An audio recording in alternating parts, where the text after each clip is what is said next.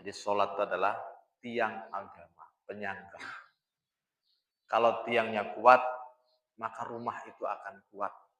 Bangunannya akan kokoh. Pun demikian dengan diri kita, apabila sholat kita kuat, maka hati kita akan kuat istiqomahnya, kuat menjaga sholat, kuat melaksanakan ibadah, la haula wala quwwata illa billah.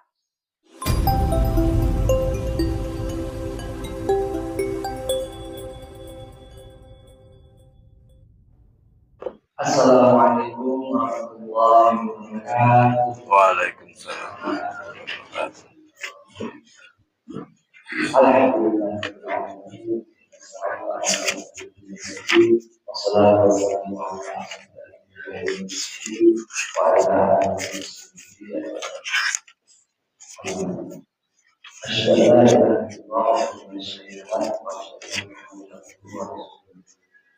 Allahumma shalli ala sayyidina Muhammad wa ala ali sayyidina Muhammad. Yang sama-sama dinikmati dari kita dan kita dan jadi Masalah Bapak. yang sama-sama kita hormati kepada kita sama memiliki PDI dan sama-sama kita hormati juga seperti MH ya MH.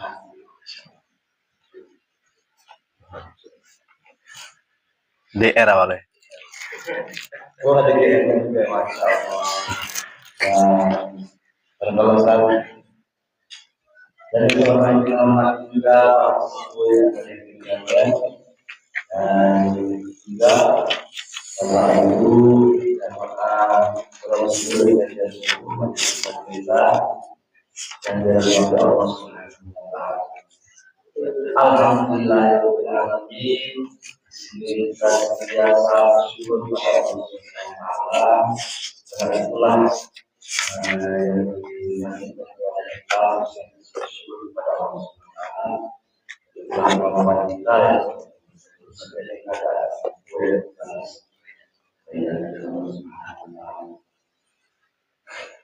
dan tak lupa kita juga sampaikan kepada Rasulullah Sallallahu Alaihi Wasallam serta keluarganya, sahabat-sahabatnya, dan semua orang yang beriman dan orang sendiri dan para pengikut Rasulullah dan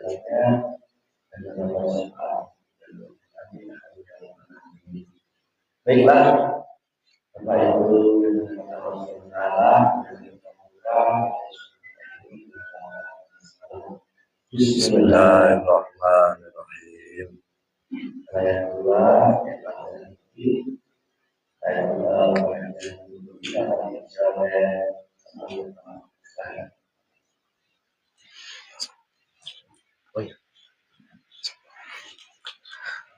Assalamualaikum warahmatullahi wabarakatuh.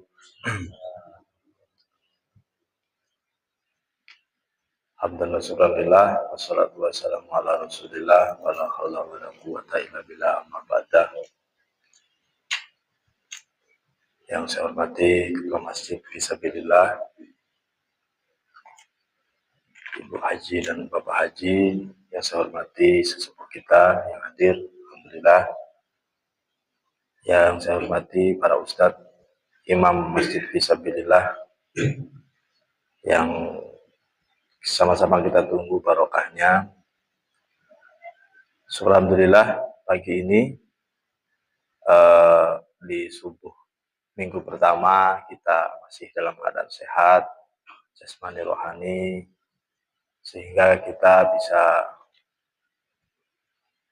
melangkahkan kaki, melingkarkan tangan, memenuhi kewajiban kita, yakni sholat subuh secara berjamaah di Masjid Fisabilillah. Shalawat dan salam kita haturkan ke baginda kita Nabi Agung Muhammad Sallallahu Alaihi Wasallam, dengan harapan dan berdoa semoga kelak di yaumil kiamah kita mendapatkan syafaat dan diakui menjadi umat Muhammad Muhammad sallallahu alaihi wasallam. Bismillahirrahmanirrahim. Kita lanjut pelajaran bahasan kitab At-Targhib wa Targhib. Yani kalau pada saat ini pertemuan yang minggu ini adalah membahas tentang Kitabus Shalah. Bismillahirrahmanirrahim. Qala al-mu'allifu rahimahullahu ta'ala wa nafa'ana bihi wa bi'ulumihi bid-dharaini amin ya rabbal alamin. Kitabus Shalah, ini adapun pembahasan adalah kitab sholat atau tentang sholat. At-targhibu fis sholati wa tarhibu min tarkiha. Anjuran melaksanakan sholat dan ancaman bagi yang meninggalkannya. Qala berfirman, qala Allah Ta'ala, Allah Subhanahu wa Ta'ala berfirman, inna sholata kanat 'alal mu'minina kitaban mawquta. Sesungguhnya sholat, inna sholata kanat 'alal mu'minina, sudah difardukan atas orang-orang mukmin kitaban mawquta, dengan waktu-waktunya. Maksudnya sesungguhnya sholat itu adalah fardu yang ditentukan waktunya atas orang-orang yang beriman. Jadi sholatnya sudah ditentukan waktunya, yakni 5 waktu sehari semalam. Subuh, mulai dari terbit fajar sampai terbit matahari. Zuhur, mulai dari tergelincirnya matahari, artinya kalau kita nancapkan atau bayangan kita berdiri di siang hari, itu sudah agak bergeser sedikit, tergelincir sedikit, itu sudah masuk zuhur, sampai dengan bayangan kita, bayangan sesuatu itu melebihi dari yang dibayanginya. Artinya kalau kita tegak, misalkan tinggi kita 1 meter, tinggi kita 168 cm, bukan meter ya, tingginya loh, centimeter. Nah, bayangan itu sudah 170 cm, itu berarti sudah masuk asar sampai terbenam matahari, ya, sampai terbenam matahari. Kemudian waktu maghrib, nah, ini waktu maghrib itu sangat-sangat singkat tuh waktu maghrib. Itu mulai dari terbenam matahari sampai hilangnya mega-mega merah di langit. Maka dalam kitab fikih juga disebutkan saking singkatnya sholat maghrib itu, saking singkatnya, itu adalah selama waktu kita itu pas adzan, ya, setelah adzan, kita tuh ke hammam atau ke toilet, kemudian ke tempat wudhu ngambil air wudhu, kemudian ke kamar, pakai sarung, pakai baju persiapan, kemudian mungkin berjalan ke masjid melaksanakan sholat 3 rakaat maghrib, 3 rakaat kan, kemudian salam. Nah, itulah waktu maghrib. Ada yang menyebut saking singkatnya, ya kan, saking singkatnya. Karena maka ketika maghrib kita disuruh bergegas, bersegera, karena sangat singkat.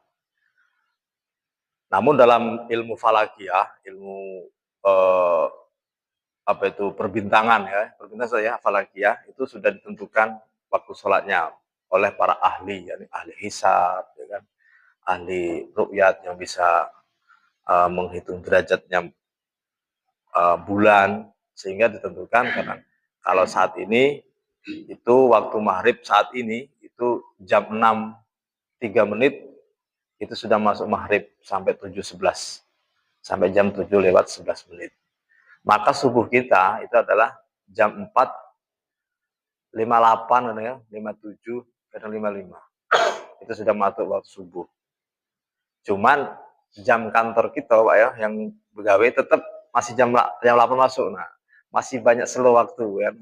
Tapi nanti pas ketika waktu subuh itu sudah bergeser di waktu jam 6.30, nanti kan ketemu kan jam 5.30, jam 5.30 waktu subuh itu sampai 6:30 kan.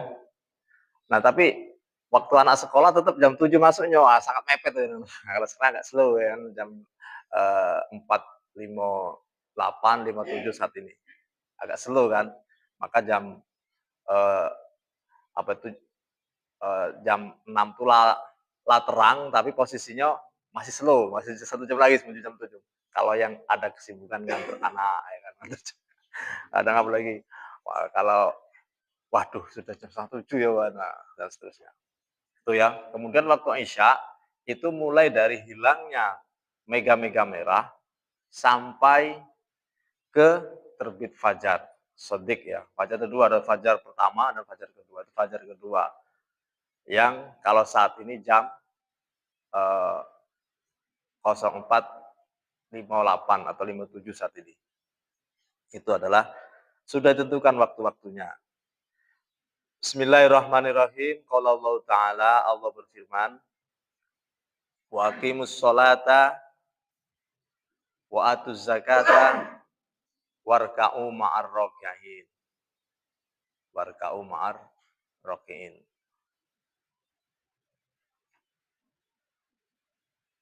Wa aqimus sholata, dan dirikanlah sholat. Wa atuz zakata, dan tunaikanlah zakat. Warka'u, dan rukuklah ma'ar raki'in, bersama orang-orang yang ruku. Jadi perintah sholat biasanya bergandeng dengan perintah zakat. Wa aqimus sholata wa atuz zakata. Artinya kita di sini kata-katanya wa aqimus sholah, dirikanlah sholat. Bukan waf'alu kan, bukan kerjakan.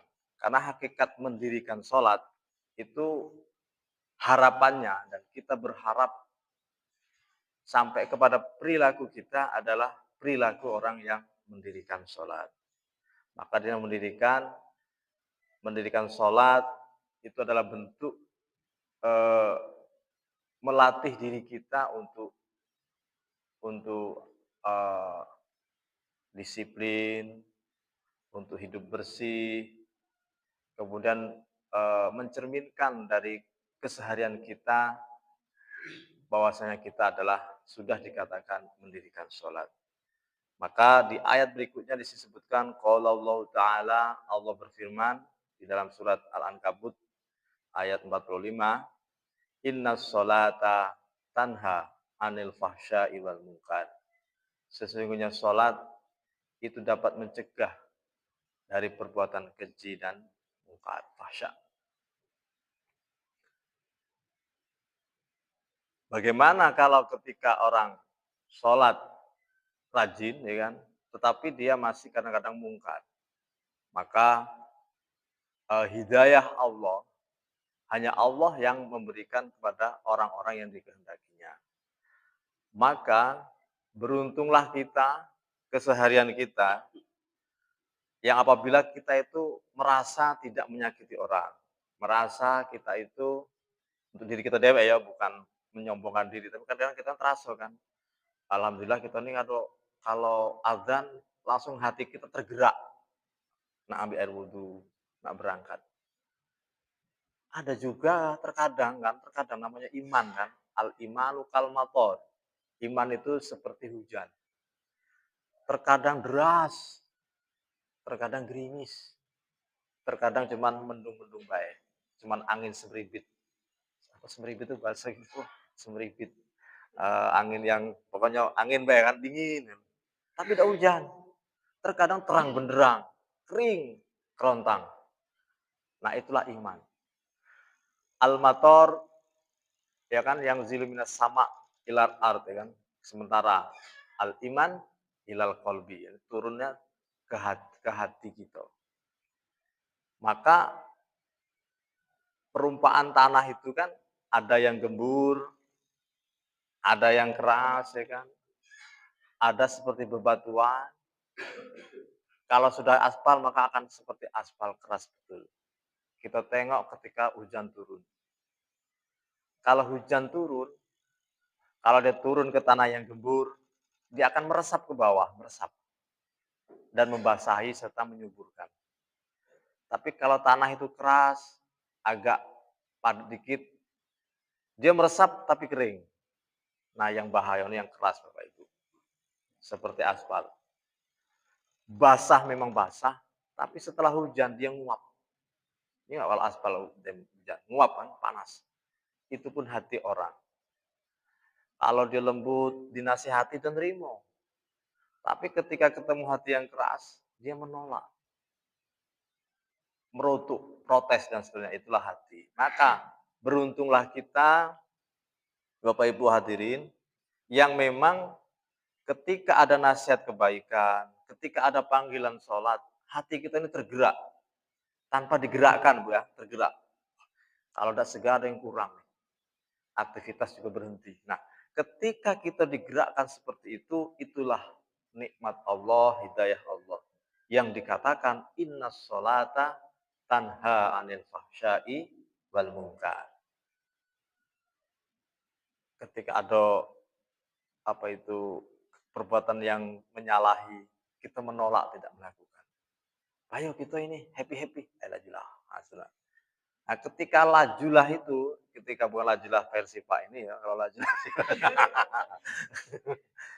lajulah lanjut. Nah, itu ketika kita ini nak beladas itu, nak nian ya kan, semangat betul. Nah, itu tanha anil fahsyai wal munkarnya belum dirasakan oleh orang tersebut. Maka ketika kita gersang hati kita, ya kan, ketika gersang hati kita, kan terkadang kita ada kena penyakit malas juga kadang-kadang kan. Kadang tuh adzan berangkatlah kadang-kadang. Tapi kadang-kadang terkena penyakit malas, maka leburlah dengan ya tadi wirid Al-Qur'an, membaca Al-Qur'an sebagai bentuk untuk melembutkan hati kita. Karena usaha, wiridan, tirakat dan seterusnya itu adalah bentuk usaha kita untuk makrifat kepada Allah Subhanahu wa taala. Cek. Bapak Ibu hadirin rahimakumullah. Bismillahirrahmanirrahim. Qala Allah taala hafidhu ala sholawati was sholatil wusta.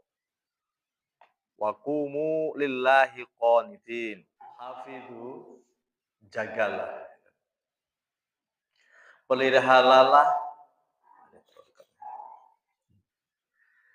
Peliharalah semua sholatmu.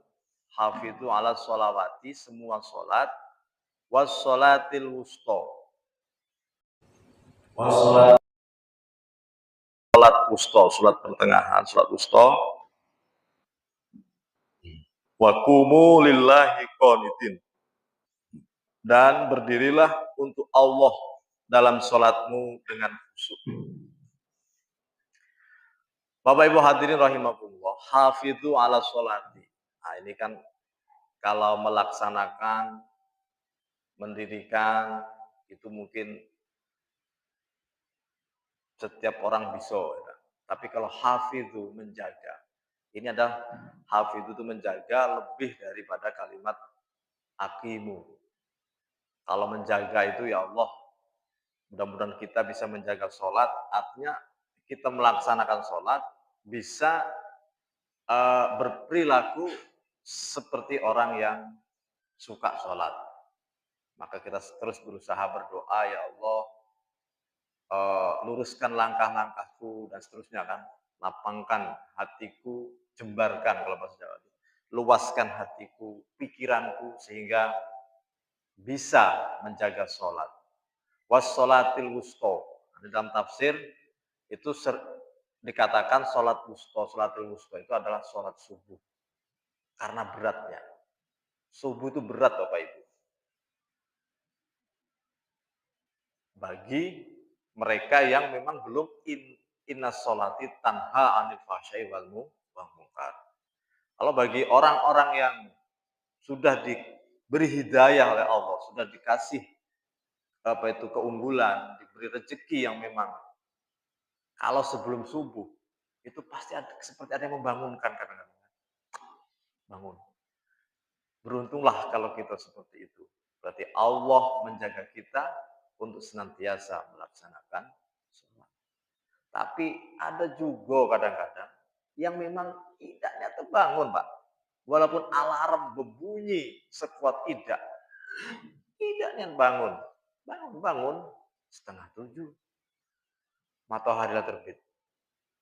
Sholat apa? Sholat subha kan kata-kata. Subuh wa duha kan. Itu yang ini kan. Nah, kita ya yang diberi nikmat oleh Allah ketika sebelum jam, katakanlah jam 5.45 kan, setengah 4 kita terbang. Kadang ada Pak ya, kadang-kadang Pak ya, Bu. Tetap bangun kan? Ah, beruntung Bu. Dan segera bangun. Jangan agak dulu. Agak dulu. 5 menit lagi ya. Tahulah komat. Itu kan. Aduh, itu adalah mimba di bisikan-bisikan setonun ya kan. Dilus-lus mungkin selimuti. Nah, itu beruntunglah. Maka kita berusaha dan berdoa semoga kita senantiasa bisa yaitu sholat subuh khususnya berjamaah. Ya. Baik di masjid ataupun di rumah. Tapi khususnya di masjid. Itulah beratnya subuh, Pak. Alhamdulillah sebaris itu alhamdulillah. Gitu. Karena memang berat nih yang subuh, Pak. Subuh itu berat, betul-betul berat. Khususnya waktu kita mondok dulu sama dia. Berat yang subuh itu. Bangunin, pindah situ, pindah. Bangun berangkat, tapi tidak ke tempat kamar mandinya, di tempat karena di bawah meja tidur. Wih, bangun. Pengalaman mondok nakal dulu seperti itu. Bapak Ibu hadirin rahimakumullah. Kemudian berdirilah untuk melaksanakan sholat dengan khusyuk. Nah, khusyuk Pak ya, khusyuk. Khusyuk ini memang definisi khusyuk itu kadang-kadang susah dijalani. Tapi untuk menciptakan khusyuk itu ada strateginya. Salah satunya Bapak Ibu hadirin rahimakumullah. Hati kita ketika bibir kita mengucapkan bacaan sholat, hati kita menggerakkan artinya. Ya kan? Maka opik dalam lagunya kan, obat hati itu 5 perkaranya. 1, baca Quran dan maknanya. Nah, ini diterapkan di sholat. Membaca Al-Quran atau bacaan sholat dan maknanya. Nah, maknanya itu di dalam hati. Ketika Bismillahirrahmanirrahim. Hati kita langsung menyebut nama Allah yang Maha Pengasih. Hati kita mengiringi bibir kita yang mengucapkan bacaan sholat. Nah, mengiringi itu dengan terjemahannya. Kenapa terjemahannya? Kita tahu artinya, akhirnya kita meresapinya. Maka nak hujan cak mano, ada jemuran kita tidak bakal ingat. Khusus sholat. Nah, kalau sudah sampai ke titik ini, Masya Allah, luar biasa. Kalau belum, berusaha, ya tidak usaha, menjadda, wajada. Itu adalah bentuk usaha agar kita qanitin, khusyuk. Ya, kalau sudah khusyuk, nak dia apa baik, tidak bakal terasa. Seperti Sayyidina Ali kan, waktu dia terluka, kena panah, ya kan, untuk mencabut panahnya itu, tunggu dulu, aku sambil sholat. Ya. Pas aku sholat, atau lagi duduk, atau lagi apa, yang memang bisa untuk mencabut, dan mudah untuk dicabut, silakan dicabut. Sholat Sayyidina Ali. Salam selesai. Sudah belum? Sudah. Kok tidak terasa? Ah, itu saking khusyuknya Pak, Bu. Ya kan? Berarti kalau luka apa lu kena duri misalkan, apa saya mungkin salah nak nyarnya punya nak ngungil ki salah kalau sholat. Yang memang manalah katakanlah seperti itu. Itu kalau sudah tingkatannya luar biasa. Bapak Ibu hadirin rahimakumullah. Bismillahirrahmanirrahim. Qala Nabiyyu sallallahu alaihi wasallam. Rasul sallallahu alaihi wasallam bersabda, "As-salatu imaduddin." Faman tarakaha faqad hadamaddin. As-sholatu adapun salat itu aimaduddin, tiang agama. Faman tarakaha maka barang siapa meninggalkannya faqad hadamaddin, sungguh menghancurkan agama. Jadi salat itu adalah tiang agama, penyangga. Kalau tiangnya kuat, maka rumah itu akan kuat. Bangunannya akan kokoh. Pun demikian dengan diri kita, apabila sholat kita kuat, maka hati kita akan kuat istiqomahnya, kuat menjaga sholat, kuat melaksanakan ibadah, la haula wala quwwata illa billah. Tiada daya melaksanakan ibadah, wala quwwata dan tiada kekuatan untuk menjauhi maksiat, illa billah, kecuali pertolongan Allah. Untuk mencapai pertolongan Allah tersebut, maka kita harus kuatkan sholat kita, berharap hati kita dilembutkan oleh Allah, berharap ketika ada panggilan sholat, hati kita tergerak untuk segera melaksanakan sholat. Sesibuk apapun, hati kita tergerak. Ya kan? Hati kita tergerak. Jangan sampai seperti nyanyian Nasidaria, Nasidaria dulu. Subuh kesiangan, ya kan? Zuhur di perjalanan, asar, zuhur kerepotan, asar di perjalanan, maghrib kecapean, isya ketiduran. Nah lagu itu lagu aku masih kecil juga. Masih SD tuh Nasidaria gitu. Yang grup apa? Semarang gitu. Dulu kan kaset gitu kan. Ternyata betul lah. Subuh, aduh akhir dulu, tuh 6:30. Ah, kesiangan kan? Dapat lagi subuh. Aduh, sibuk. Motokopi ini, motokopi itu yang begawe kan. Kalau bagi petani itu, kalau kami dulu di dusun tuh potong karet kan, sibuk. Nak mecat, tak tanggung, nak hujan pecat. Kan repot kan. Nah, pas asar tuh pas jalan balik, nenteng bang, mbak sepeda, ada getah, balik. Di perjalanan sampai maghrib, sampai rumah maghrib. Baru nak mandi, azan maghrib. Nah, leye-leye duduk-duduk sambil minum kok. Ketidur, ya kan? Sampai isya tidur. Bangun-bangun kesiangan jam 6:30. Nauzubillahi min dzalik. Mudah-mudahan kita yang hadir di sini oleh Allah digerakkan, oleh Allah diberi kekuatan sehingga sebelum waktunya kita sudah tergerak. Wabil khusus sholat sholat subuh yang memang sangat-sangat berat. Mudah-mudahan Allah selalu menggerakkan kita 3:30 lah bangun, ya kan? Ya kan? Setengah bangun. Apalagi kalau ada anak kecil pasti bangun kan, gitu kan. Susu bener. Pas saat itu langsung alhamdulillah itu kan. Alarm alami ya, gitu kan. Alarm alami itu ya ketika ada budak kecil atau masih bayi, masih balita. Bismillahirrahmanirrahim. Qala sallallahu alaihi wasallam, bersabda Nabi sallallahu alaihi wasallam, miftahul jannah as-shalah. Adapun kunci surga adalah as-shalatu, salat. Jadi kunci surga itu kalau dalam hadis ini adalah salat.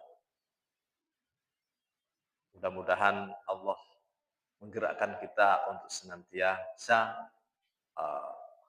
istiqomah melaksanakan salat. Amin ya rabbal alamin. Ini menjelaskan tentang anjuran sholat. Kalau di judulnya kan gandeng dengan watar kiha dan yang meninggalkannya. Ternyata aku tengok panjang niat, kalau dibahas mungkin baca sampai 6:30. Jadi untuk watar kihanya kita minggu depan. Demikian. Wallahul muwaffiq ila aqwamit thoriq. Wassalamualaikum warahmatullahi wabarakatuh.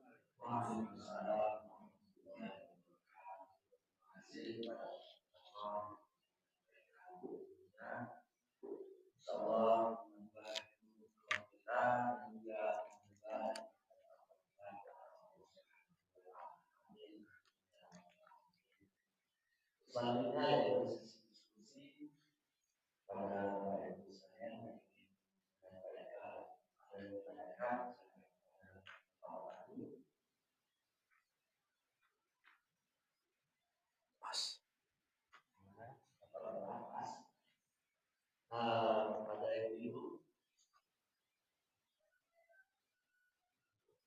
Pas sudah, alhamdulillah berarti sepertinya jelas materinya. Terima kasih kepada berarti sudah cukup pada akhlak kita hari ini ya, kita sama-sama untuk melakukan alhamdulillah Alhamdulillahirabbil alamin.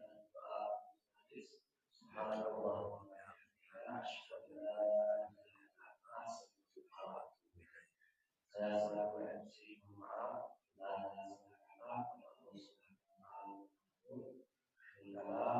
Wassalamualaikum warahmatullahi wabarakatuh. Waalaikumsalam warahmatullahi wabarakatuh.